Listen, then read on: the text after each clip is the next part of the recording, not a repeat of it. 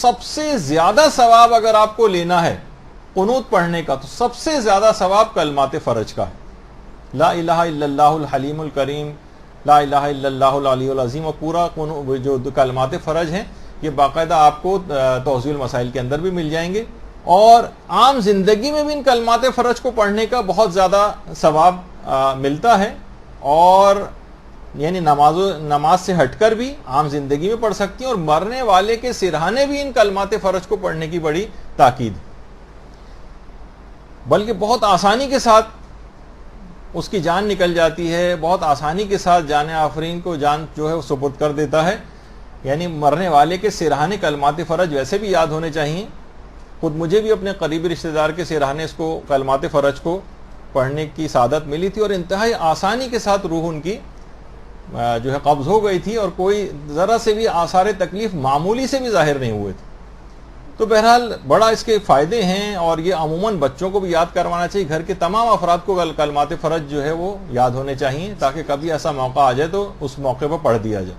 بلکہ یہاں تک حکم ہے کہ اگر مرنے والا میں نے قریب المرگ جو شخص ہے وہ اگر خود پڑھ سکتا ہے ان کلمات فرج کو تو اس سے پڑھوائے جائیں کہ وہ اپنے زبان سے بھی ان کلمات فرج کو پڑھے. تو وہ قنوت میں بھی اس لحاظ سے اگر عادی ہوگا پڑھنے کا تو اس موقع پر بھی پڑھوانے میں آسانی ہوگی اور خود بھی پڑھنے میں آسانی ہوگی. یہاں تک ہے کہ علماء فرماتے ہیں کہ طولانی دعاؤں کو کہا ہے نا کہ قنوت جتنا طویل ہوگا اتنا ثواب زیادہ ملے گا، تو دعائے کمیل کا پھر ثواب زیادہ ہونا چاہیے. علماء فرماتے ہیں کہ طویل ترین دعاؤں سے بھی زیادہ ثواب کلمات فرج کا ہے قنوت میں پڑھنے کا. بلکہ واضح طور پر اگر کہیں کہ دعائے کمیل سے بھی زیادہ ثواب کلمات فرج کا ہے قنوت کے اندر، تو اس میں کوئی مبالغہ نہیں. کلمات فرج الگ سے روایت کے اندر آئے ہیں، اور بہت زیادہ نمبر 1 جو جسے ثواب کی چیز قرار دیا گیا ہے وہ کلمات فرج. تو اچھا، پھر اگر زیادہ ثواب آپ کو لینا ہے کہ وہ طویل دعا کا بھی مل جائے اور کلمات فرج کا بھی مل جائے، تو آپ وہ طویل دعا پڑھنے کے بعد 1 منٹ کے کلمات فرج بعد میں پڑھ لیں تو اس میں بھی کوئی حرج نہیں. یعنی 2 کو آپ آپس میں ملا لیں تو دونوں کا ثواب مل جائے گا. اچھا، کلمات فرج کے سلسلے میں بھی تاکہ چلیں آپ کو سنوا بھی دیں. اللهم صل على محمد وآل محمد. لا إله إلا الله الحليم الكريم. لا إله إلا الله العلي العظيم. سبحان الله رب السماوات السبع ورب الأرضين السبع وما فيهن وما بينهن ورب العرش العظيم والحمد لله رب العالمين. اللهم اغفر لنا وارحمنا وعافنا واعف عنا في الدنيا والآخرة إنك على كل شيء قدير. وصل على محمد وآله الأطيبين. الله أكبر. الله على محمد وآل محمد. لا إله إلا الله الحليم الكريم. لا إله إلا الله العلي العظيم. سبحان الله رب السماوات السبع ورب الأرضين السبع وما فيهن وما بينهن ورب العرش العظيم والحمد لله رب العالمين وصلى الله على محمد وآله الطاهرين. اللہ اکبر.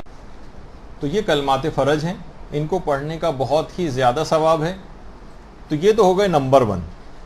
اچھا، ثواب کے اعتبار سے نمبر 2 کے اوپر جو ہے ثواب کے اعتبار سے وہ ایک اور قنوت ہے جسے شیخ کلینی نے امام صادق علیہ الصلوۃ والسلام سے نقل کیا ہے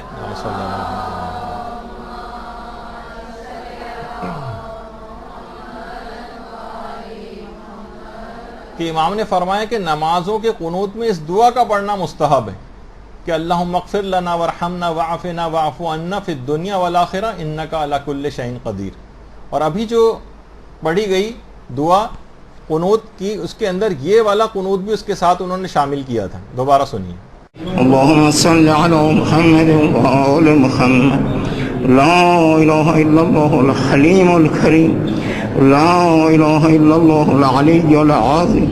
سبحان الله رب السماوات السبع ورب الأراضين السبع وما فيهن وما بينهن ورب العرش العظيم والحمد لله رب العالمين. اللهم اغفر لنا وارحمنا وعافنا واعف عنا في الدنيا والآخرة إنك على كل شيء قدير. وصل على محمد وآله الأطيبين. الله أكبر. الله على محمد وآل محمد. لا إله إلا الله الحليم الكريم. لا إله إلا الله العلي العظيم. سبحان الله رب السماوات السبع ورب الأراضين السبع وما فيهن وما بينهن ورب العرش العظيم الحمد لله رب العالمين وصلى الله على محمد وآله الطاهرين. اللہ اکبر. تو آپ نے دیکھا کہ یہی قنوت یعنی دونوں ثواب کے اعتبار سے جو بہترین قنوت تھے، پہلے نمبر پر دوسرے نمبر پہ، وہ دونوں انہوں نے اس کے اندر تلاوت کی، دونوں پڑھے. تو یہ قنوت بھی آپ یاد کر لیں، یہ ثواب کے اعتبار سے دوسرے نمبر پر ہے. اس کے علاوہ بھی علماء فرماتے ہیں کہ دعائیہ اشعار بھی قنوت میں پڑھے جا سکتے ہیں، جس کی تفصیل ابھی آگے چل کر آئے گی. اچھا، کچھ عرفاء کے بڑے خصوصیت کے ساتھ کچھ قنوت ہیں. باقاعدہ آغا ہاشم حداد، بہت عرفاء کے اندر ان کا شمار ہوتا تھا، یہ باقاعدہ قنوت کے اندر دعائے احتجاب پڑھتے تھے، جو بڑی مجرب دعا ہے. اور محج الدعوات میں ابن طاؤس نے اس کو نقل کیا ہے. یہ بھی آپ کو لکھی ہوئی مل جائے گی، ایک طویل دعا ہے، دعائے احتجاب. یہ ہاشم حداد اس کی تاکید بھی کرتے تھے اور خود بھی اس کو پڑھتے تھے. اور اس کے بعد آیت اللہ علی آقا قاضی، آیت اللہ علی آقا قاضی اس قنوت کو خصوصیت کے ساتھ پڑھنے کی تاکید کرتے تھے. یہ بھی آپ کو لکھا ہوا مل جائے گا، اللہم ارزقنی حبک و حب ما تحبہ، اس طرح سے یہ پورا قنوت. اور آیت اللہ بہجت جو تھے وہ دو قنوت خاص طور پر پڑھتے تھے. ایک تو یہی اللہم اغفر لنا وارحمنا وعافنا واعف عنا، اور پھر یہ آگے آخر تک قنوت اس کو پڑھتے تھے. اور آیت اللہ بہجت کا ایک اور قنوت یہ بھی تھا کہ وفعل بما انت اہلہ ولا تفعل بما نحن اہلہ یا اہل التقوی والمغفرہ. یہ آیت اللہ بہجت کی خصوصیت کے ساتھ دو قنوت ہیں جو پڑھا کرتے تھے. اس کے علاوہ دعائے سلامتی امام زمانہ یا اللہم کن ولیک الحجت والی، یہ بھی علماء بہت زیادہ تاکید کرتے ہیں اس کو پڑھنے کی، کیونکہ یہ پڑھنے والے کو کم سے کم 90 فائدے دلواتی.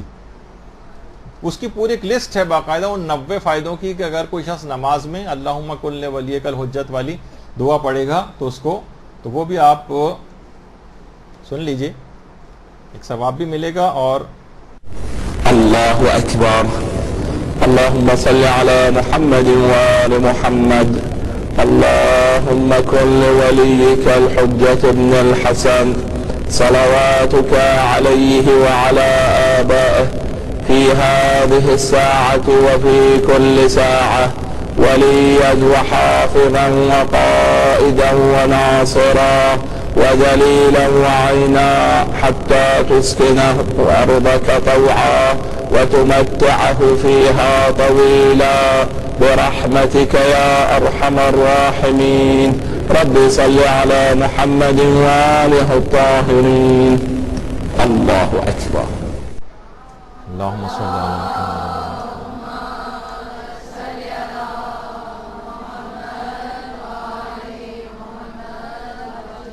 پھر وہ قنوت جو کہ جب آیت اللہ مرشی نجفی کی باقاعدہ ملاقات امام زمانہ علیہ السلام سے ہوئی تھی، اللہم صلی علی محمد وعلی محمد،